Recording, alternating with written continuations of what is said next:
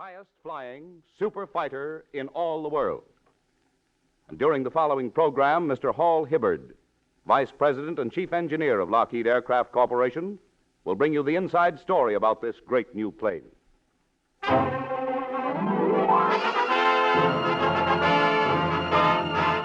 Lockheed presents The Man Called X, starring Herbert Marshall. With the music of Felix Mills. Produced and directed by Jack Johnstone.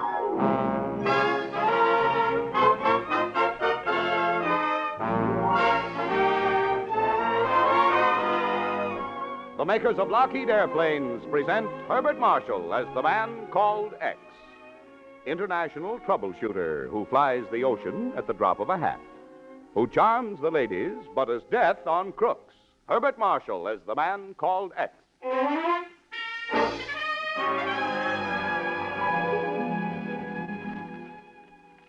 Listen to this, Chief. London, February the 13th, Associated Press. The Moscow radio quoted Stockholm reports tonight that the mayor of Berlin, Ludwig Stieg, had been shot to death for cowardice. Yeah, Ken. One report says that he tried to leave Berlin, but was recognized, arrested, and executed. Yeah. The tougher the going, the tougher Himmler and company will have to get, even with their own bigwigs. That's okay with me, Ken. They're just doing some of the dirty work we'd have to do. Right, Nancy. But unfortunately, some of them are going to slip through. Some of the worst. For instance, Chief? Well, for instance, we've got a tip that Schweitzer's going to try to get out. Schweitzer? Yep. Reichsbank, economic minister. Why, he probably has more vital information in his head than any other man in Germany. Can't let him get away, Chief. Yep.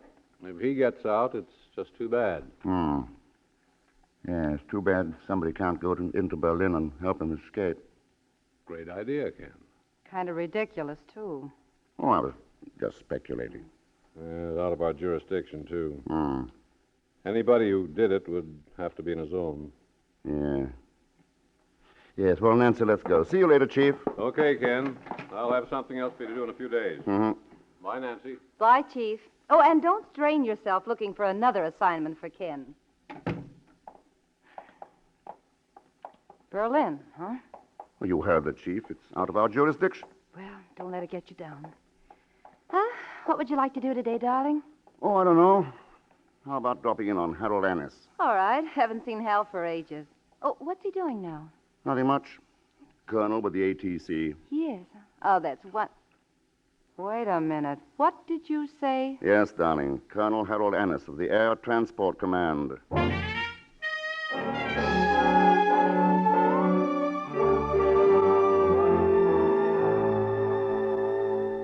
Tell me, Hal, how close do your planes go to Germany? Russia. That's close enough, Ken. Could you arrange a passage for a passenger? Well, yeah, I suppose I could. Hal, do you mind if Ken kisses me right in front of you? This I've got to see. Just something to remember you by, Ken. Well... Oh, darling. Darling, when you kiss me like that, I go on a plane trip myself to the stars.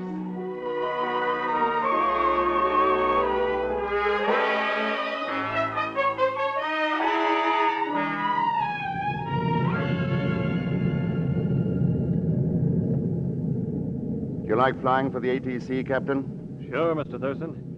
Why, during the last couple of weeks, I've been in Cairo, Sydney, Burma, London, Paris, Saipan, and Long Beach, California. And next stop, Moscow. Yep. I'll just have time to say hello to Uncle Joe and go on to Cousin Chung in Chungking.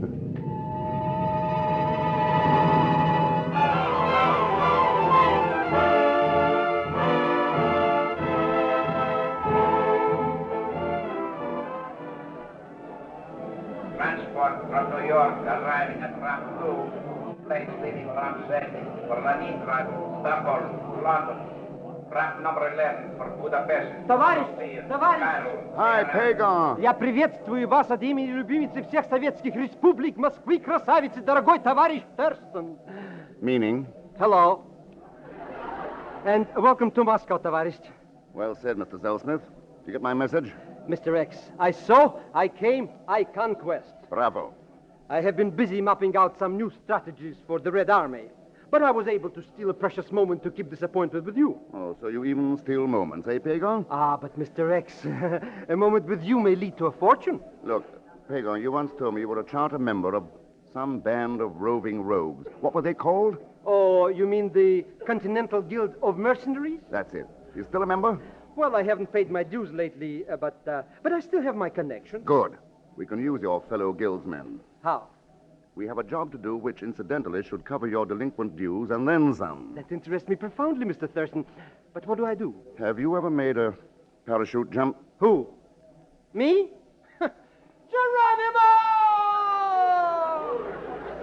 Great, Pegon. That would make anybody jump. Then let's go. All right. But where are we going? Just to Berlin? Oh, fine. I always...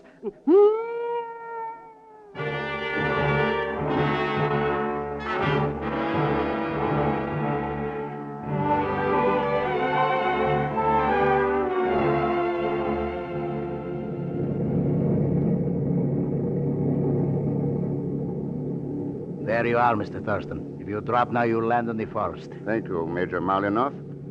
It is smart of you to pick a place where we wouldn't have to dodge enemy flak. In this new plane, we could dodge anything. You better hurry and jump, or Marshal Zhukov will be in Berlin before you are. Okay.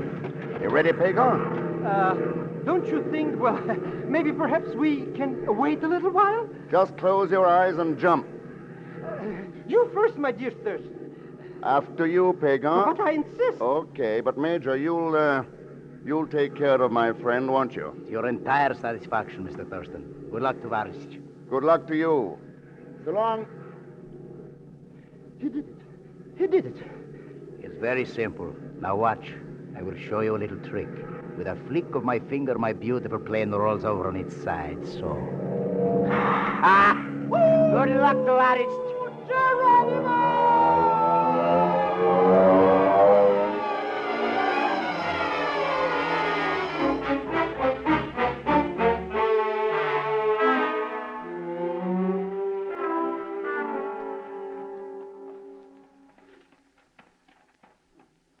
From here on, we'd better go separately, Pegon. My miserable life is on your head, Mr. X. Don't worry about my head. Just use yours. Mix in with the refugees on the road. Now, here's our plan. I'm going to make a little call on Schweitzer. Not old money bags. Yeah. The head man of the Reichsbank.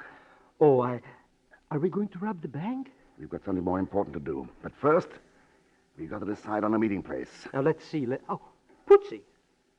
Putsy? Haven't I told you about Putsy? A 32nd cousin. Oh? A Zellschmidt's black sheep on the Bulgarian side.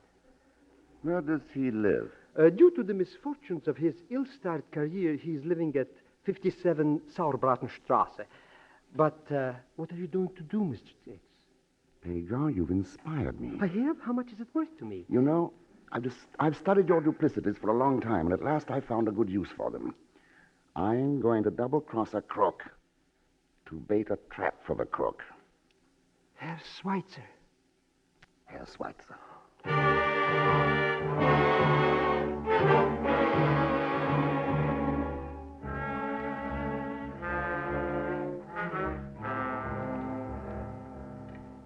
How did you get in? I don't know you. Who are you? Herr Schweitzer, you're planning to try to get out of Germany. Who are you? Oh, call me X. X? What is this? Some joke? These are hardly times for joking, are they? As I was saying, you want to get out of Germany. But it seems impossible, doesn't it? Get out of here. Look here, Herr Schweitzer. You're a shrewd man. A wise man who would like to save his own skin. Don't move, whoever you are. I don't think you want to shoot me, Herr Schweitzer, because, you see, I can get you out of Germany. You? Just what makes you think you... The shelter! Quick! The Americans are dropping their calling cards again. Oh, the swine! Come on! Hurry! Now, we'll be safe here. Not a very happy life, is it, Herr Schweitzer? It will be over soon. Oh, Father, here you are. I'm glad I wondered where you... Oh, a visitor. Yes, an uninvited visitor. He calls himself X. I see. I'm offering your father a chance to get out of Germany. Oh? And what do you say to that, Father? Oh, don't take him too seriously, Elena, my dear. He's very amusing. Go on, X. Let's be frank. Rather punctuates the defeat to come, doesn't it? Well, go on with what you're saying. Yes, but defeat may not be the end of everything. Failure can sometimes be turned into profit. To speak your language, Herr Schweitzer. What do you expect to get for all this? A small measure of what you expect. A future made out of catastrophe. And all this, of course, is based on the assumption that Germany has lost the war. That's your assumption, isn't it? I know you played along with the Nazis because you thought it was good business. That doesn't sound like good business, does it, Herr Schweitzer? Huh? To stay here means utter ruin for you. It means the end of business. So, of course, you'll be interested in my proposal. Supposing I were interested, how could I trust someone I don't know, nor have ever heard of? You haven't been able to trust those you do know, so I wouldn't expect you to trust me, except that I shall profit as well as you if you get out. Get out to where? A plane will be waiting on the other side of the border. What border? We'll come to that later. What border? It doesn't matter. France, Italy, Yugoslavia. What about Bremner, this Gestapo? You must think they are fools. Not for a minute. But there are some things that even Bremner can't stop. What do you say, Herr Schweitzer? I shall report you to the Gestapo. Won't Bremner be a little curious about the fact that you've been approached with this kind of proposition? Bremner's a suspicious man, you know. In case you shouldn't report me to him, you'll meet me at 6 o'clock this evening? You are very bold, aren't you? Maybe just foolish. I've offered your father a deal. I don't know whether you'll buy. May I expect to see you this evening, Herr Schweitzer? Perhaps. 57 Sauerbratenstrasse.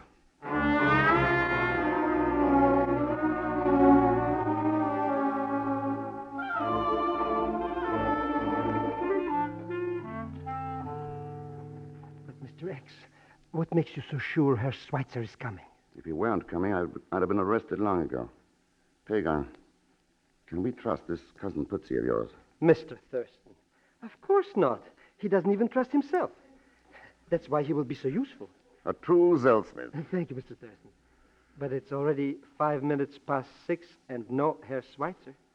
It's worth waiting more than 5 minutes for Schweitzer, Pegon. Cousin Pegon. Shh. I'm busy, Pootsie. Later. But I have to talk to you. Small Taylor's just turned up.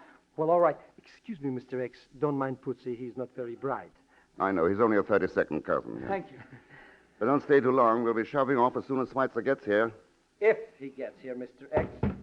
You lose, Pegon. Herr Schweitzer keeps his appointments. Cousin Pegon, this is imperative. Be right back, Mr. X. Coming.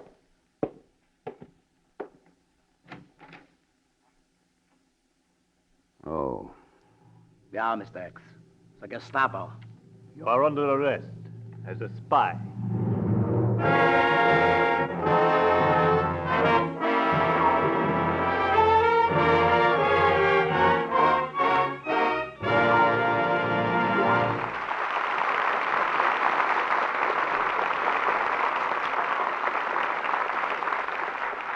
In a moment, we'll continue with Act Two of The Man Called X, starring Herbert Marshall.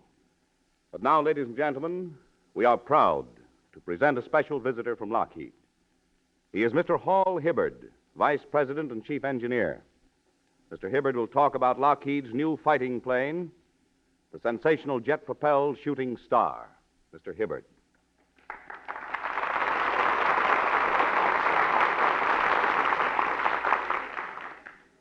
Thank you, ladies and gentlemen.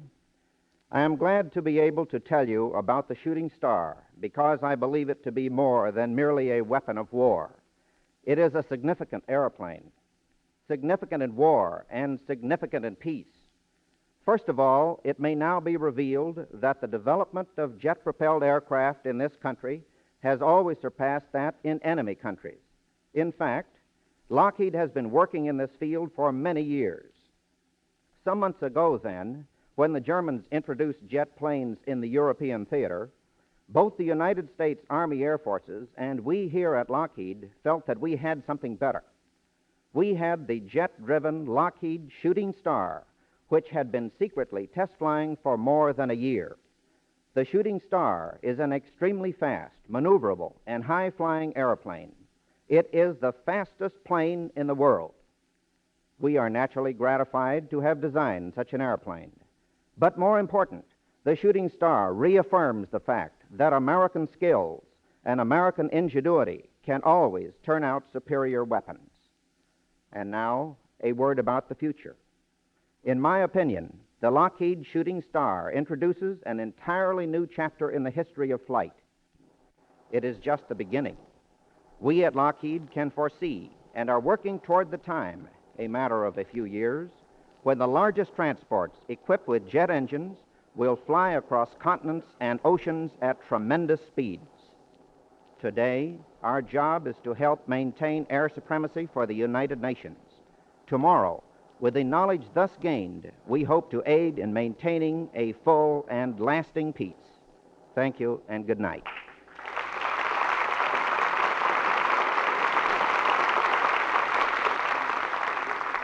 You've just heard a talk by Mr. Hall Hibbard, Vice President and Chief Engineer, Lockheed Aircraft Corporation. Thank you, Mr. Hibbard.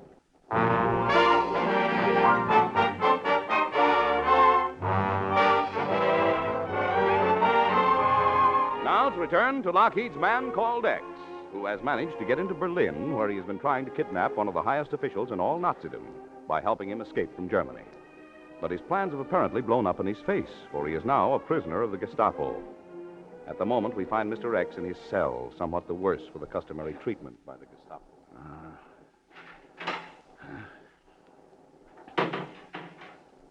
Well, what are you going to use this time?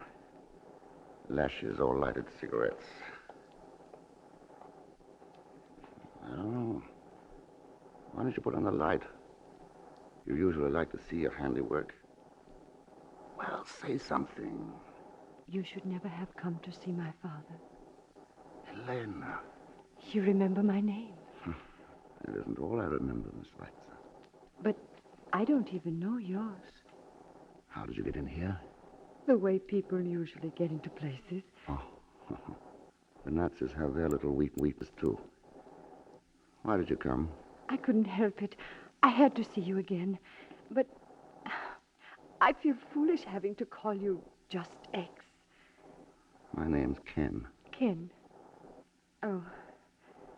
Why were you trying to help my father? For the reason I told him. For profit. But you look like a man of ideals, Ken. And you look like one of those ideals, Elena. Well, It's very sweet of you to come to see me. That's taking chances, you know. I told you I had to.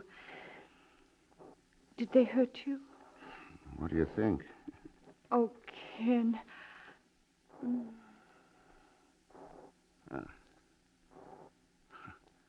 My mother used to tell me that a kiss would take away a hurt. She was right. That isn't why I kissed you. Elena, you tell me something? Yes? Did your father call the Gestapo? No. No, I did. That's what I thought. I still don't know who you are. You're still X, but you're a traitor to the Fuhrer. You would have made my father a traitor. I would kill him first. And me. Oh, the Gestapo will make you wish I had killed you. So this is the woman of the future. The Fräulein modeled after her Fuhrer. The essence of Nazi superiority. Heil Hitler. Heil Hitler. Fräulein Schweitzer. I have been expecting you, Herr Bremner. Our friend here is quite susceptible to lovemaking, but he says nothing. Perhaps love-making isn't the right method. Then I bow out in your favor, Herr Bremner. Leaving so soon, Miss Schweitzer. Auf Wiedersehen, Elena. Not auf Wiedersehen. Goodbye. Lovely specimen of your womanhood, Herr Bremner. We shall not talk of women, Mr. X. Is there a better subject? There is a more important one. Who are you? You seem to know. Who are you? Have a smoke? Who brought you those? You're Gestapo, of course. What do you mean? Oh, now, wait a minute, Herb. You know as well as I do. You can buy anything. In fact, your Gestapo has a very well-organized black market. Shut up. That's enough, Hans. Go on, Mr. X. I've always thought of the Gestapo as an invincible, incorruptible machine. It's very interesting when you see it from the inside. Are so? Everyone a prisoner of everyone else. All linked together in a chain. But the chain is held together only by fear. Fear of each other. Stop. You will not tell us who you are. But we do not need to know. We know enough. You are a spy. And spies are shot. When do you plan to give my little party? In the morning, Mr. X. Also, what mit?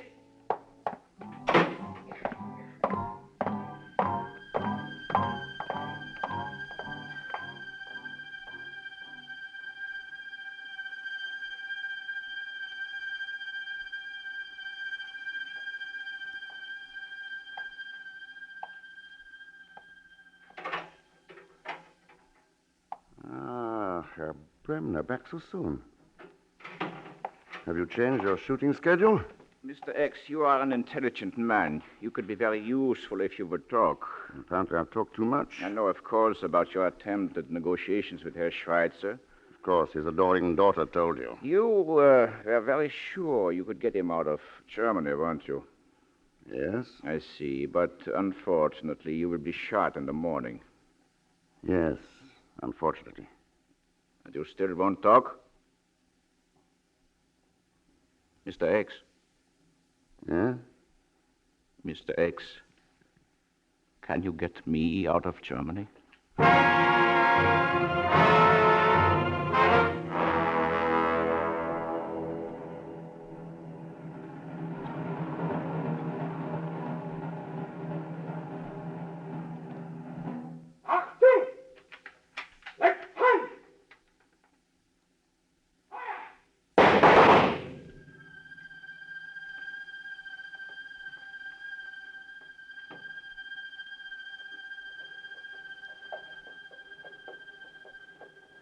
Frida, here comes the slaughter wagon once again. It's as sure as the sun comes up. Another one of Herr Bremner's victims, eh?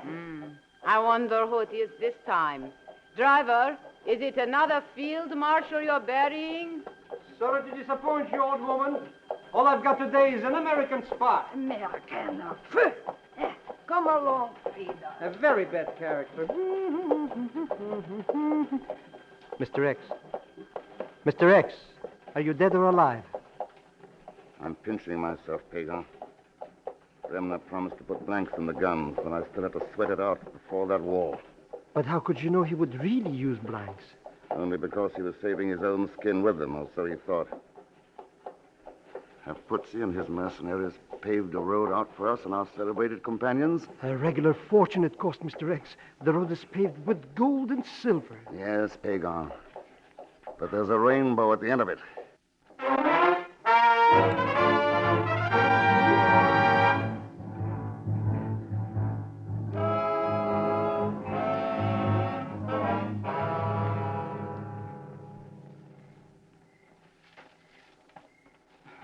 It's very hot in this ridiculous clothing. But Herr Bremner, who would suspect that two fat old ladies in black would be those well-known gentlemen, Bremner and Schweitzer? I must admit, Mr. X, the costumes have served their purpose. The idea came from Pegon, the fount of all chicanery. Thank you, Mr. X.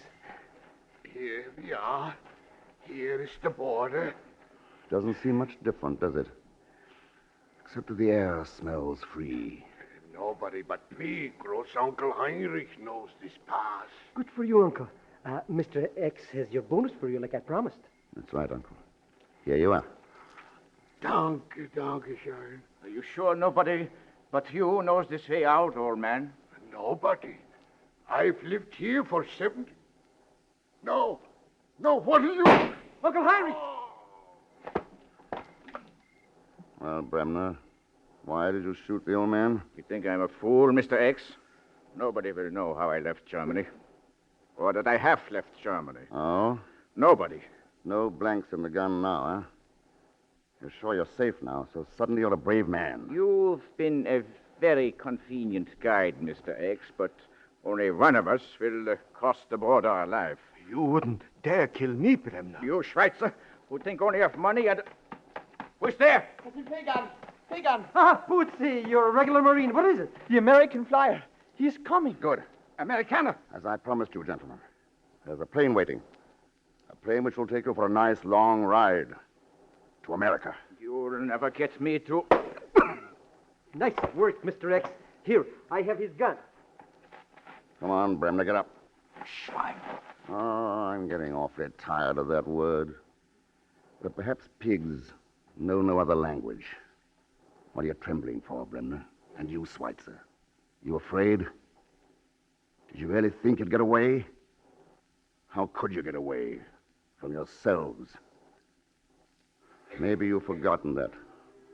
He that fleeth from the fear shall fall into the pit.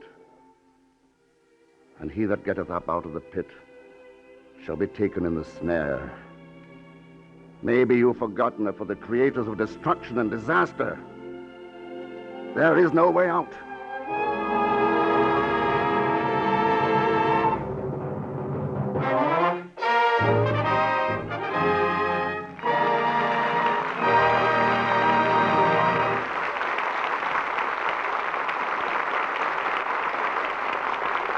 Ladies and gentlemen, the jet-propelled Lockheed Shooting Star is the fastest plane ever built.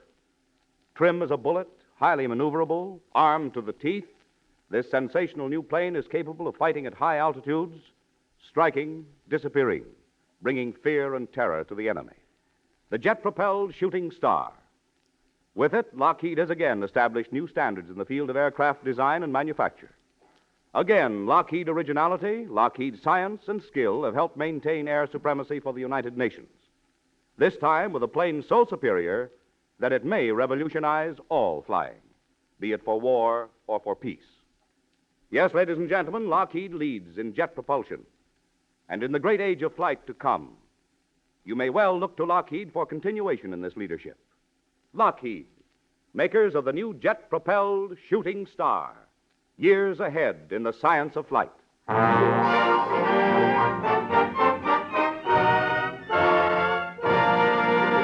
now a word from Lockheed's star, Mr. Herbert Marshall. Ladies and gentlemen, this is our last program in the present series. So I'd like to say a very sincere thanks to the men of Lockheed Aircraft Corporation who have given every possible assistance in making this show as good a show as we could make it. And, of course, my thanks to my favorite company of artists and technicians. Felix Mills, our superlative music master. Milton Merlin, author of tonight's exploit and most of the stories in this series. Francis Farrago, writer. Thor LaCroix, our excellent engineer. Floyd and Monty, our sound effects wizards. John McIntyre, our grand announcer. And the cast. Gigi Pearson, who plays the charming Nancy Bessington. Leon Belasco, who is my rascally shadow, Pegon Zellschmidt. And such fine actors as Bea Benaderet, Lucille Meredith, and Jeanette Nolan.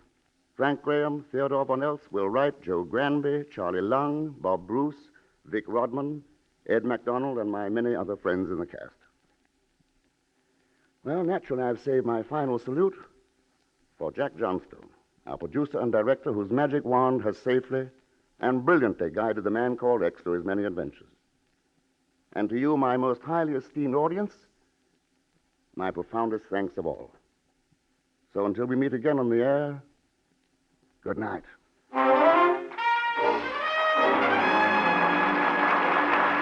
Herbert Marshall's appearance is through courtesy of Metro-Goldwyn-Mayer. All characters and incidents used on this program are fictitious. Any resemblance to actual persons or incidents is purely coincidental. John McIntyre speaking. This is the Blue Network of the American Broadcasting Company.